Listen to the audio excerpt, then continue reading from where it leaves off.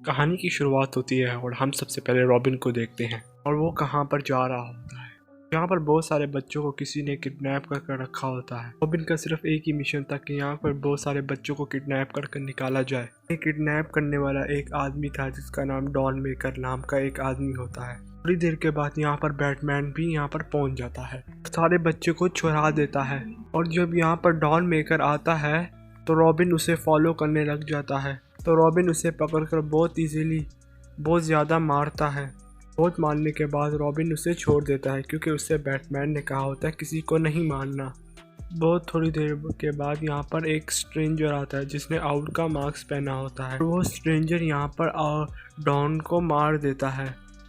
Owl यहाँ से फिर आराम से भाग जाता है यहाँ से। रॉबिन इसका थोड़ा सा पीछा करता है फिर रुक जाता है। देर के बाद यहाँ पर बैटमैन भी उसके पास आ जाता है। बैटमैन समझता है कि डॉन मेकर को रॉबिन ने मारा है। रॉबिन कहता है मैंने डॉन मेकर को नहीं मारा, यहाँ पर कोई और आदमी आया था जो कि डॉन मेकर को मारकर चला गया है। के बाद बैटमैन को वहाँ पर आउल का एक विंग मिलता है जिससे वो समझ जाता है कि रॉबिन जो बता रहा है वो बिल्कुल ठीक बता रहा है, यहाँ पर कोई और बंदा ही था। उसके बाद ये दोनों घर चले जाते हैं।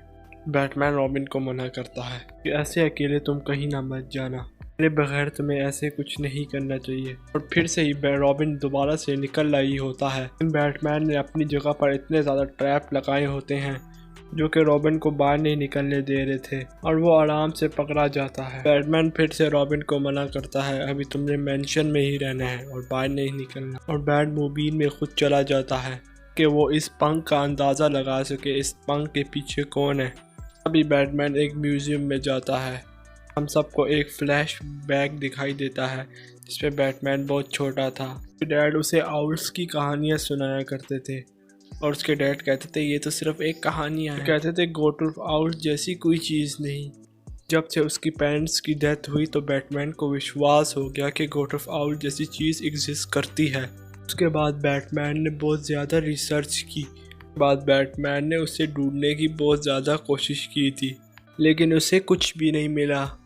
बैटमैन को लग रहा था ये सिर्फ सच नहीं लेकिन ये सिर्फ एक कहानियाँ ही हैं और गोट ऑफ आउल कुछ भी नहीं है। अचानक में म्यूजियम में बहुत सारे बंदे टूट पड़ते हैं जिसने आउल के कॉस्ट्यूम पहने हुए थे और वो सब बैटमैन पर अटैक कर देते हैं।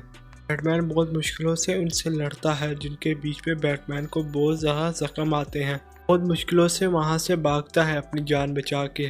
ज़्यादा चोटें लगने के बाद बैटमैन बेहोश भी होने वाला था तो वो अपने साथी यानी राइडरिंग को कॉल करता है कि मुझे आकर ले जाओ।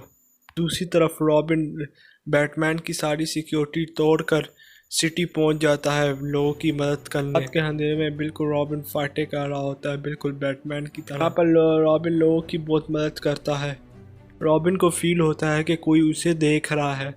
चलता है कि ये वही आदमी है जो पहले भी रॉबिन से मिल चुका है, वही आउल वाला बंदा होता है। टैलेंट अभी रॉबिन से दोस्ती करना चाहता है। टैलेंट अभी रॉबिन से बहुत अच्छी बातें कर रॉबिन को बहुत अच्छा दोस्त बना भी लेता है। दूसरी तरफ बैटमैन अपनी ओरिजिनल आइडेंटिटी यानी ब्रूस वेन बनकर जा रहा होता है। वो पीछे देखता है गाड़ी में दो लोग उसका पीछा कर रहे होते हैं कब से, और वो जब ध्यान देता है तो उस गाड़ी के अंदर आउल वाले लोग बैठे होते हैं जो उसे कंटिन्यूसली फॉलो कर रहे होते हैं। वो आकर मिलकर उसको चारों तरफ से दबोच लेते हैं और बैटमैन अपनी कार में था जिसकी वजह से वो कुछ खास कुछ कर नहीं पाता। आउल वाले बैटमैन की गाड़ी को बहुत बुरे तरीके से मारते हैं जिसकी वजह से बैटमैन की गाड़ी टूट जाती है और वो आउल वाले बैटमैन को अपने साथ ले जाते हैं।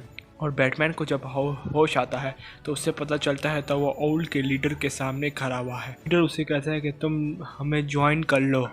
बैटमैन के आसपास बहुत ज़्यादा आउल के कॉस्ट्यूम के लोग बैठे हुए थे, इसलिए बैटमैन को लड़ना यहाँ पर काफ़ी ठीक नहीं लगता और वो उस लीडर से कहता है मुझे सोचने के लिए कुछ थोड़ा टाइम चाहिए। और यहाँ पर वो लीडर थोड़ा मान भी जाता है। यहाँ पर ये आउल से कहता है इसे अपने घर छोड़ाओ। रॉबिन और टैलेंट तो काफ़ी ज़्यादा घूम फिर रहे होते हैं। ऐसे ही रॉबिन और टैलेंट के बीच में कुछ घूम फिर हो जाती है। फिर टैलेंट रॉबिन से कहता है कि तुम बैटमैन के साथ रहोगे या फिर मेरे साथ रहोगे, अब तुम्हें फैसला कर लेना चाहिए। रॉबिन को भी फील हो रहा था कि बैटमैन मुझे अपने बेटे की तरह ट्रीट नहीं करता। टैलेंट उसे एक बेटे की तरह ट्रीट कर रहा था। इसके बाद अचानक से यहाँ पर अब बैटमैन पहुँचता है। देखकर यहाँ पर टैलेंट यहाँ से भाग जाता है। बैटमैन उसके पीछे जाने ही वाला था। ये देखकर रॉबिन उसे मना करता है। ये देखकर रॉबिन और बैटमैन के बीच में भी लड़ाई शुरू हो जाती है। बैटमैन कुछ ज़्यादा ही रिस्ट्रिक्शन लगा रहा था रॉबिन पर।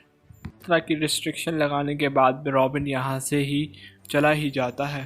बैटमैन कुछ डिसाइड कर आउल के लीडर के पास दोबारा चला जाता है। यहाँ पर उसे एक फेयर गैस सुंगा दी जाती है। उसके बाद उसे बहुत ज़्यादा यहाँ पर डर लगने लग जाता है।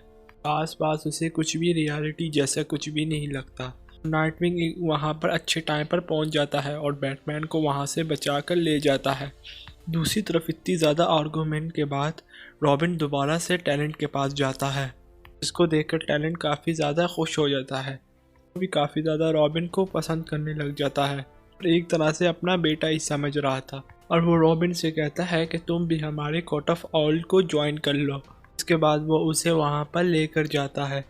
जैसे ही इनके लीडर को पता चलता है कोई और नहीं बल्कि डेनियन है, यानी कि बैटमैन का बेटा है, वो उसे मना कर देते हैं। इसके बाद वो सबको ऑर्डर देते हैं कि डेनियन को मार दिया जाए। टैलेंट वहीं पर था और पर वो वैसा होने नहीं देता कि अब वो रॉबिन को अपना बेटा मानता था। टैलेंट यहाँ पर हर एक आउल को मारता जा रहा होता है, हर एक आउल को ख़त्म करना जा रहा था। अब यहाँ पर एक और बात रिवील होती है कि बोर्ड ऑफ आउल की जो लीडर होती है वो बैटमैन की गर्लफ्रेंड होती है।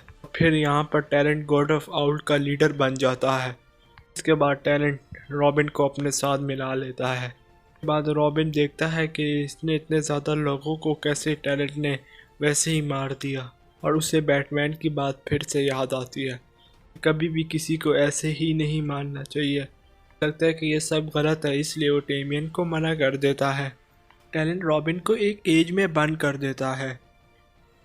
अब टैलेंट यहाँ का लीडर होता है और वो चला जाता है अपने साथ बहुत से चमचे लेकर बैटमैन को मारने के लिए। बैटमैन को ये बात पहले से ही पता थी कि गॉड ऑफ आउल उसे मारने के लिए ज़रूर आएगा, जिसकी वजह से ये सारे लोग तैयार हो जाते हैं उनसे लड़ने के लिए। ये सारे लोग खूब अच्छे तरीके से लड़ पड़ते हैं। टैलेंट और बैटमैन भी आपस में खूब लड़ रहे होते हैं, लेकिन टैलेंट के आगे बैटमैन हारने लग जाता है। बैटमैन बहुत तरीके से मार खाने लग जाता है।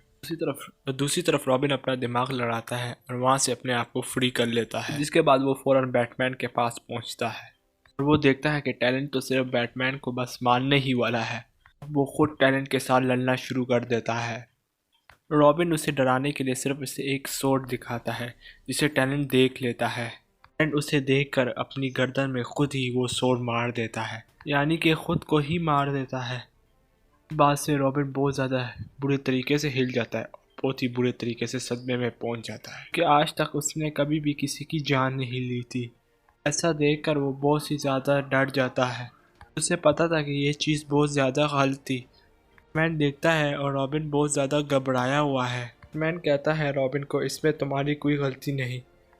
कहता है कि हमें इस सब चीज़ों को बहुत पीछे छोड़ देना चाहिए, तुम मेरे साथ घर चलो। मगर अब रॉबिन इस बातों के लिए रेडी नहीं था। बैटमैन को मना करता है कि मुझे घर नहीं जाना और मुझे बिल्कुल अच्छा फील नहीं हो रहा। मैं रॉबिन को देखकर समझाता है, अगर तुम खुद को ढूंढना चाहते हो और ठीक होना चाहते हो तो तुम हिमालय गैस चले जाओ। रॉबिन अपने बैटमैन की बात मानकर हिमालय चला जाता है। हम एंड में देखते हैं कि रॉबिन हिमालय जा रहा होता है।